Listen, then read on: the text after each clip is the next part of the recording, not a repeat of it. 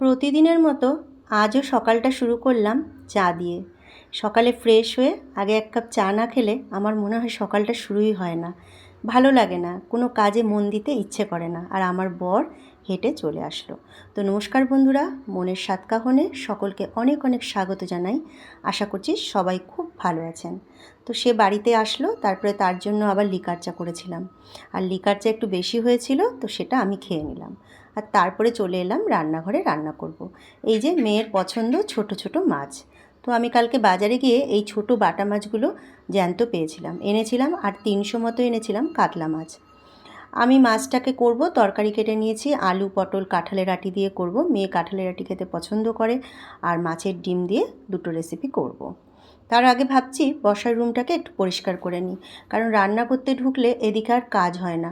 যদিও প্রতিদিন আমি পরেই ঘর গোছাই রান্নার পরে, কিন্তু আজ যেহেতু রবিবার তাই ভাবলাম যে কোনো সমস্যা নেই, আগে আমি এটা করে নিই।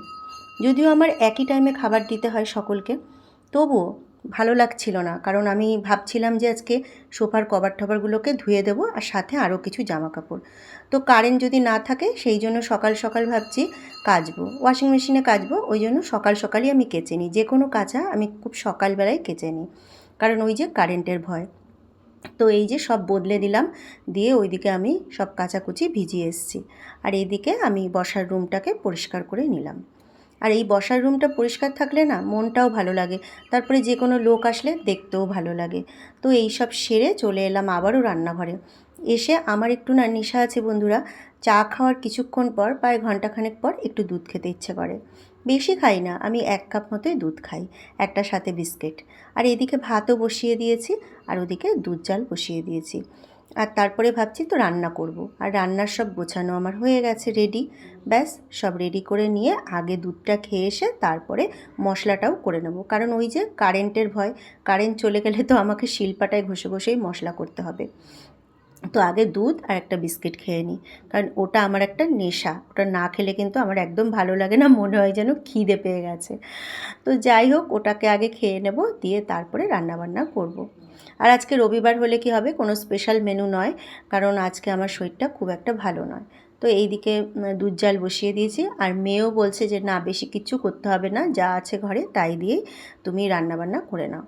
তো এই যে আমার দুধ জাল হয়ে গেছে। তো আমি 1 কাপ মতো দুধ নিয়ে নেব। আমি বেশি খেতেও পারি না, ওই 1 কাপ দুধ খেলেই যেন আমার নেশা কেটে গেল। প্রত্যেক দিন তবে লাগবে এই 1 কাপ দুধ।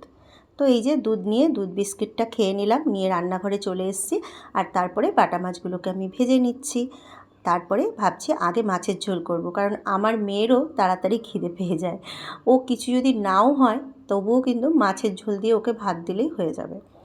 কিন্তু আজকে যদিও বায়না করলেও আমাকে তাড়াতাড়ি করতে হবে, কারণ ওর মাছের ডিম কিন্তু প্রিয়, মাছের ডিমটা ও খাবে।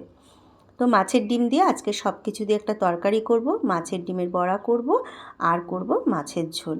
তো বন্ধুরা, এই যে আমার রান্নাবান্না কিন্তু কমপ্লিট হয়ে গেছে। আর ভিডিওটা ভালো লাগলে একটা লাইক করুন।